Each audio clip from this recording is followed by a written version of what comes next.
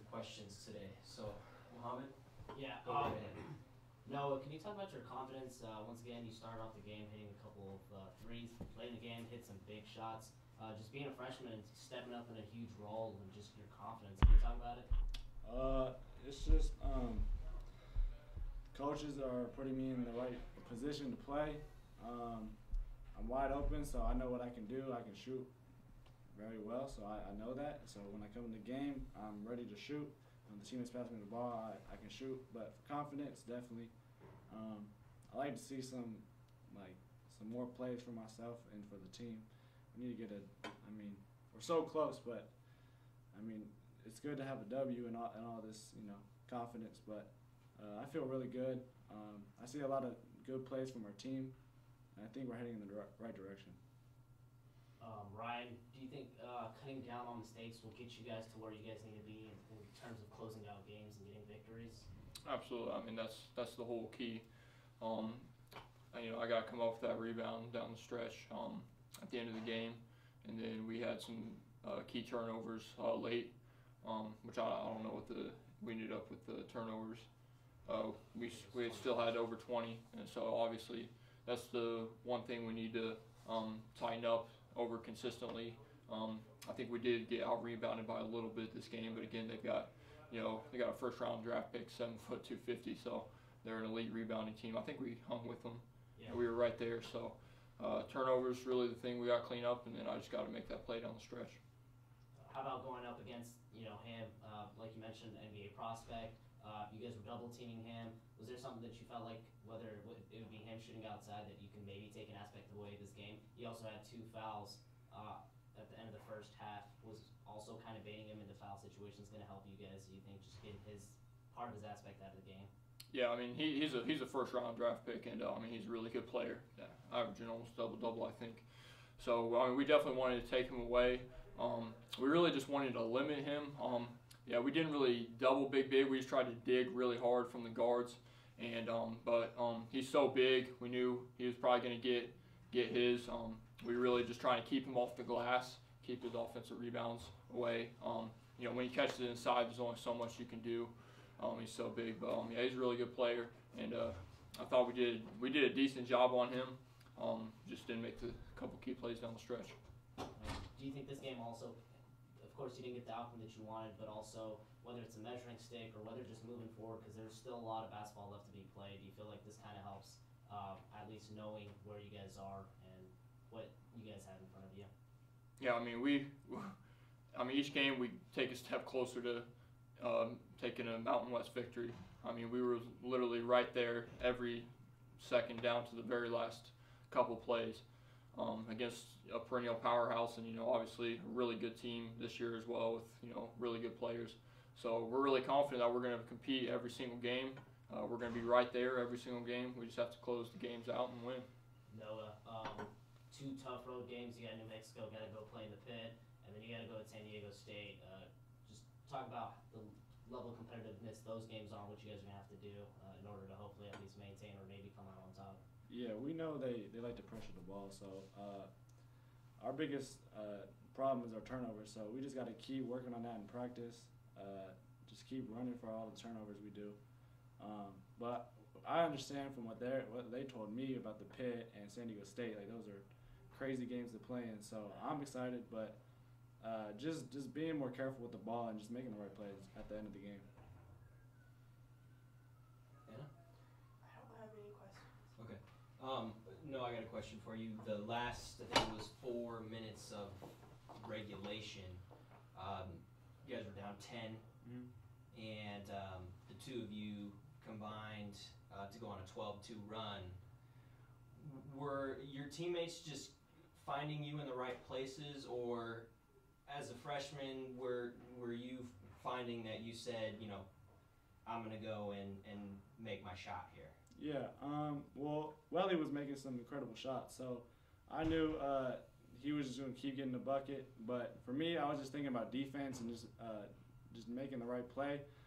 But on the last shot, I just saw the man was sagging off, so I shot the shot and it went in. Felt good. The team was excited. But yeah, Welly was just on a tear for a little bit, and it was just they were doubling him, so I had the open light, and I shot it, and it went in. Thanks, guys. Thanks, Tom. Thank you. All right, Coach, we'll let you start us off with an opening statement, then we'll open it up to questions. Well, I thought we battled tonight. I think our guys are definitely getting better, and I know I talk about that all the time. And just to get it out in the open, we already know we turned the ball over, but we were still able to be in a position to win the game. So that's a credit to our team. It's kind of interesting because I think we're defending at a very, very high level.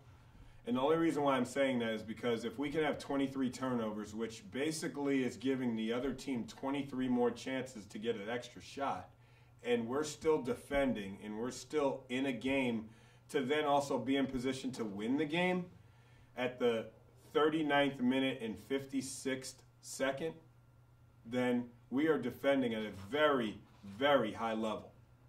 Obviously, we have to change the turnovers, and we just got to keep playing. We just got to keep working on that. Questions for Coach?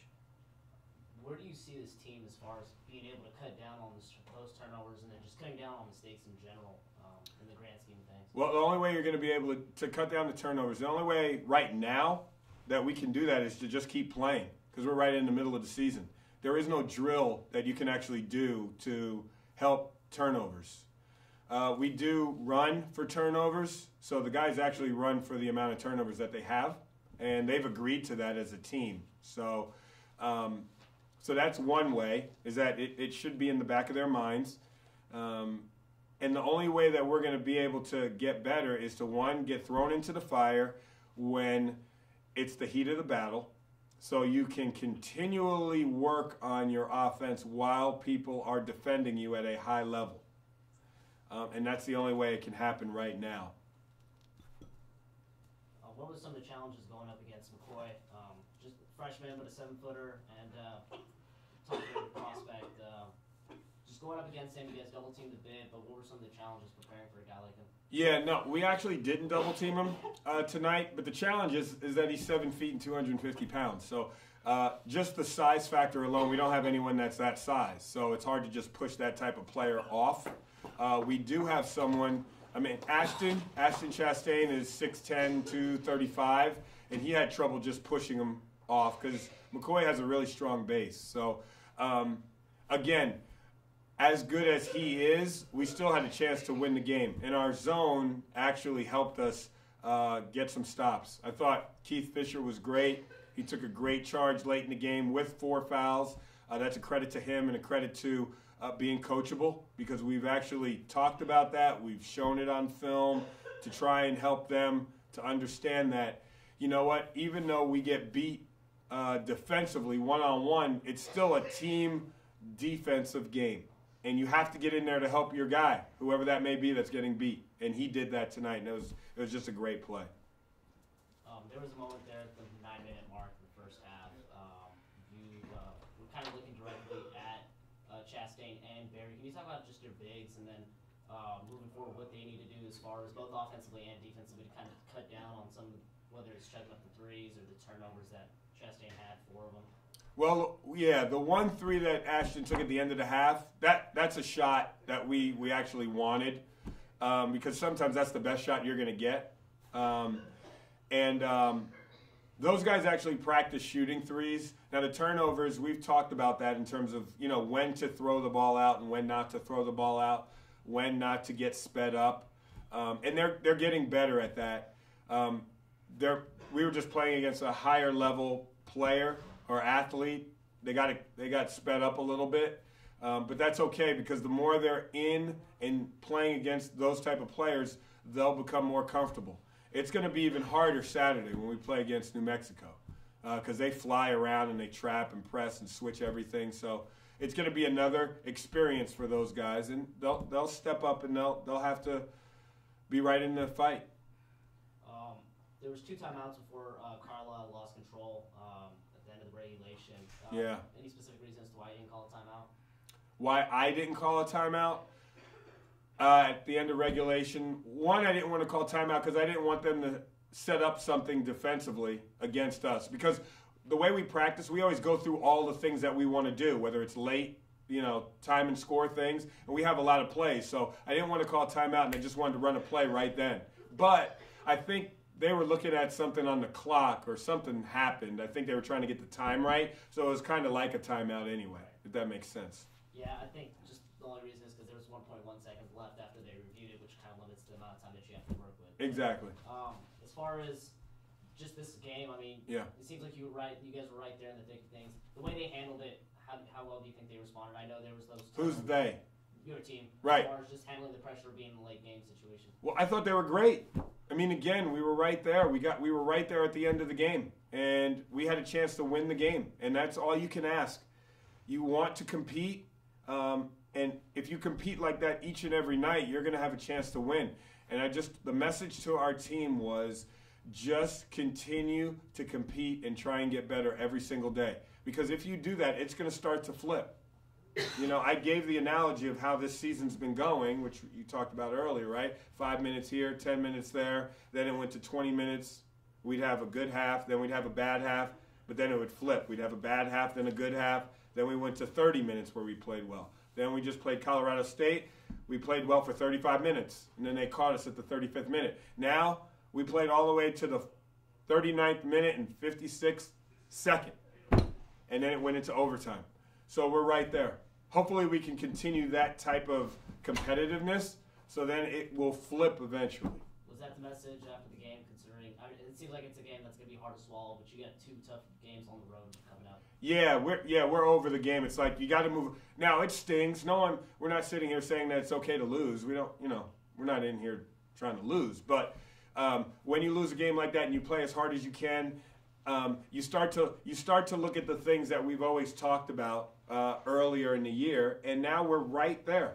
We are right there. I know that sounds crazy, and I know everyone can look and say, "Oh, but you're 0-3 and you still turn it over." But we're still right there because we had a chance to win the game. All right, Coach. All right, thank you.